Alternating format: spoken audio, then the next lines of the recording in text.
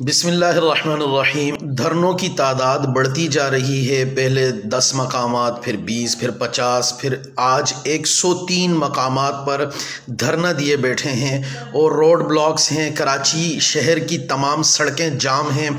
आप मुझे ये बताइए कि हमारे ऊपर जो हमले हुए, मैं ज़्यादा दूर नहीं जाता, आप 1986 से लेके आज 2021 तक लगा लें। हमारे उलमा की शहादतें देखें, हमारी मसाजिद पर हमले देखें, हमारे मदारिस पर हमले देखें। एक तवील फहरिस्त है, मौलाना यूसुफ लुधियानवी साहब, शामज़ई साहब, डॉक्टर आदिल ख़ान साहब तक, और आज तक जो हमारे शुहदा हैं, जो नामालूम हैं उनको तो आप छोड़ ही दें, जो मावराए अदालत हैं उनको आप छोड़ ही दें, जो गायब हैं उनको आप छोड़ ही दें, जिनको गोलियों से भूना गया। मैं एक मंज़र बताने लगा हूँ।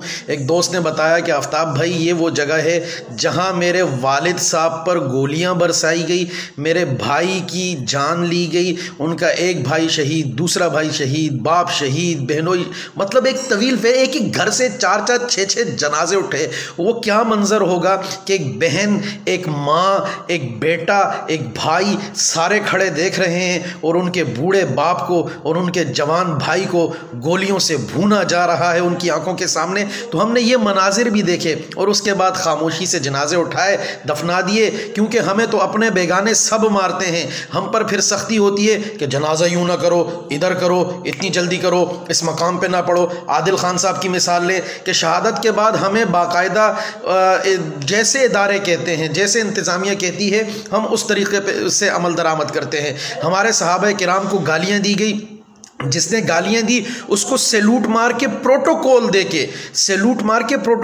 कि जिसने सिद्दीक अकबर रज़ी अल्लाह अन्हु पे भोंका उसको रुखसत किया गया। और आज ये देख लें कि हम ये एहतजाज करते हैं कि यार सहाबा को गालियां ना दो, हमें आहनी कंगन पहना दिए जाते हैं।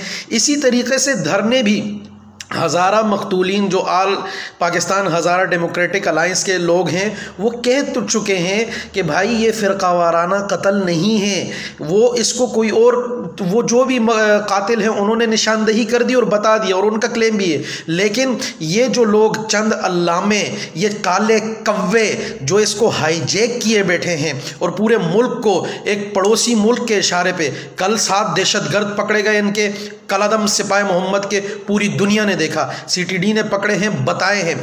आज ईरान पाकिस्तान में शोरश बपा कर रहा है क्योंकि ईरान को चाहिए पूरा बलोचिस्तान। हब तक ईरानी गाड़ियां आती हैं, कराची हब तक ईरान की नीली गाड़ियां आती हैं, क्योंकि उसने हमारे पाकिस्तान में इतनी शोरश बपा कर दी है, इतना फसाद कर दिया, अपने बंदे डाल दिए हैं कि इस वक्त पाकिस्तान के लिए बड़ा मुश्किल है उनसे जान छुड़ाना। आइए एक कौम बने, कत्ल कोई भी हो, काला काफिर हो, यहूदी हो, ईसाई हो, हिंदू हो, नाहक कत्ल की हम हमेशा से मजम्मत करते आए हैं और मजम्मत करते रहेंगे, लेकिन हम कभी इजाज़त नहीं देंगे। हमारे जितने कत्ल हुए, इसने तो किसी के कत्ल हुए ही नहीं भाई, वो लाशें तो किसी ने देखी ही नहीं जो हमारे कंधों ने, हमारी आंखों के सामने हमारे जिगरी यार बचपन के दोस्त यूं गिर रहे थे।